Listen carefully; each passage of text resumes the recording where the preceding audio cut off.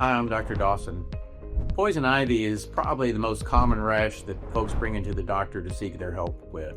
And since it's the illness that I think has some of the most misconceptions and confusion about, I think it'd be a good thing for us to talk a little bit about today. So as I said, it's probably the most common contact dermatitis. A contact dermatitis is where your body overreacts to something that really shouldn't normally bother your skin, as opposed to like if your skin touches a stove and you get a burn. Well, that's a direct reaction to that thermal insult.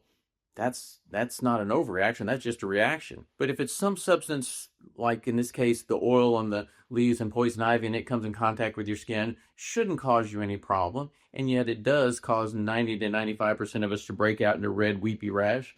Well, that's an overreaction because it's caused by your immune system overreacting to this substance for reasons that we don't always clearly understand. So, as I said, in this particular case, the poison ivy plant has a little oil covering that when you brush up against it, some of that oil transfers to your skin and sticks to it. And I like to think of it as like getting talcum powder on you, because that sort of explains how it spreads. If you have talcum powder on your arm and you touch it with your hand and then touch your face, you can move some of the talcum powder, or in this case, poison ivy oil, to your face. If later on you go in to use the restroom and you have your hands underneath your underwear, you can even pass something that you shouldn't have come in contact with, perhaps out in nature, can even get and end up underneath your underwear. And so when the poison ivy comes up, it tends to come up in the places that have the most exposure. So in this case, the rash may show up first on your arm, and then a day or two later, it may show up on your face, and a day or two later, it may show up under your underwear. And so it looks like we're spreading this rash. But the fact of the matter is, once you've been exposed and you go take a shower or bath with soap and water and you wash it off, the oil, just like it would be with talcum powder, and it's gone, you can no longer spread it around your body. And you can't spread it to other people. I've never had other siblings or family members get it from touching the person that has it. I don't think I've even ever had it where they've gotten it from their dog, which you'd think if you had your dog running around in the woods through poison ivy and it comes and then we pet and rub and hug our dog, we should be covered in poison ivy all the time. So it does not spread. It's just wherever you've initially contacted and moved it around, it can show up and make it look like it's spreading. So what do we need to do to prevent this is probably our best tool. So we need to find out how to identify it, whether it's poison ivy, poison oak, poison sumac, they all work about the same. They can look pretty different. With poison ivy, it's 3 leaves in a group. Sometimes it can have red stems. Sometimes it can have a little bit of a white or kind of clear berry that has fluid in it. But find out, especially if you're sensitive, find out from someone in your area that knows about plants, get them to show you what it looks like, and you need to learn how to avoid it. Also, if you're a person who's sensitive to poison ivy, you need to wear long sleeve shirts, long pants, boots. If you're going to be handling things, preferably, it's nice to wear gloves. All those things will help. They sell some creams that can coat your skin to prevent it from being attacked by the oil. I really have never known anyone to use those. My feeling is anyone who has that much sensitivity should just be avoiding the poison ivy in general.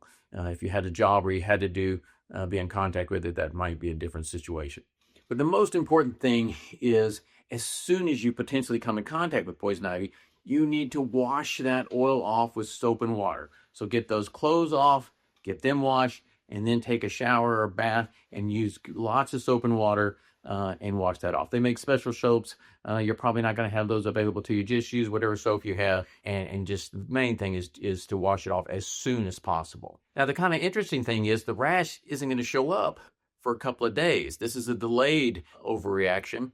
And so if you come out with a rash, it's usually not where you were today, but it's where you were 2 days ago, where you probably came in contact with it. So the rash will look red, slightly raised and swollen, almost always itchy, may have little watery tops that may ooze and drain, and that's why people thought that's how you were spreading it around, but that's not it. It usually has a kind of a streaky pattern. Most illnesses that give you rashes kind of give you this kind of nice symmetrical, confluent kind of rash. This will have little linear streaks and patches. And whenever you see lines, the body doesn't normally do lines. And so that usually means it's something you've come in contact with in the real world. So that will help you to identify it. As soon as you see the rash, you want to start putting a steroid cream on it. We've talked in some of the other videos how steroids are the best medicine we have now for calming down your immune system. They kind of say, don't overreact so much. Just pretend this was, something with 4 leaves instead of 3. There's no reason to get this big red weepy rash just because we came in contact with this. It may be the over-the-counter hydrocortisone. Maybe you need a prescription cream. Sometimes it's bad enough where your doctor will even have to give you an oral steroid to try to tampen down your immune system's response to the poison ivy. But one of the interesting things about it is you start putting the cream on your skin, and the poison ivy goes away in a few days, and you feel like, well, that's good, and you fixed it and you quit. The rash will come back. And so a lot of people think, well, I must have gotten in contact with the poison ivy again. But that's not usually what it is. This contact dermatitis, once you start getting that overreaction, it lasts for 2 weeks. And so if you put the cream on, it goes away, it's still there, and so the rash then will come back.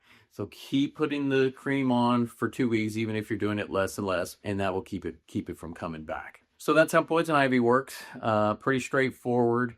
Just a lot of misconceptions about it, but it is by far the most common contact dermatitis that the people talk about. While we're talking about contact dermatitis in general, I might as well talk about the other things you may come across. Contact dermatitis can usually be identified by their location of the rash, the shape of the rash, or the pattern of the rash. For instance, if it's just on your arms and legs and not underneath your clothes, that usually indicates it's something you come in contact with. If it's been spread all over your body, like through a lotion or something, but it's not underneath your, the underwear or the diaper, that sometimes helps us know that it was a contact rash. I think with babies, the thing we have to keep in mind, they have limited things that we put on them. We always assume it's those things. But keep in mind, babies are often held by their grandmothers, and the grandma sometimes is wearing perfume or powder or something, and when she holds them up against them, those things can transfer to the baby, and so those can happen also. I would say in my practice, the number one contact dermatitis is probably going to be sunscreen, also sometimes lotions, sometimes shampoos. Anytime you're going to put something new all over your child, especially if your child has particularly sensitive skin, it's nice to do a little test patch for a day or two. And if that test patch gets all red and swollen and weepy, don't spread that thing all over their body. Try a different brand. And so that's going to be important. The next level of things I would say would be nickel sensitivities. Nickel is a metal that's mixed with tons of other metals in making things like snaps and buckles. And so if you have a baby that has a contact rash that just marches down everywhere there's a snap, it's probably that metal sensitivity. One of the most common things I'll see is earrings, where your earring studs will get red and crusted, and people always think they're infected and will do antibiotics, but that's not what's going on.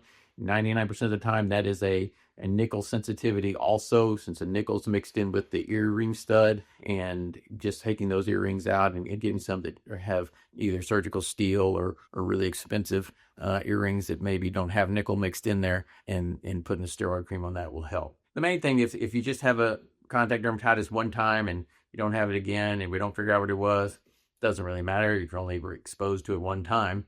If you're having something on a recurrent basis, usually we're going to be able to figure that out. Sometimes it can be tricky. I remember one little girl would get a little rash on the back of her thighs for a couple of years, but she didn't have it in the summer. So we figured out it was something going on at school, and her chair had a couple of metal brads that came through the seat that touched the back of her thighs, and they had some nickel in them, and it'd make her break out.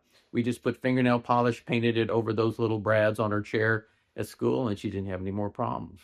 Probably the trickiest one I had a little girl that would get a rash on her forehead, and she'd do it like every 3 months over a couple of years.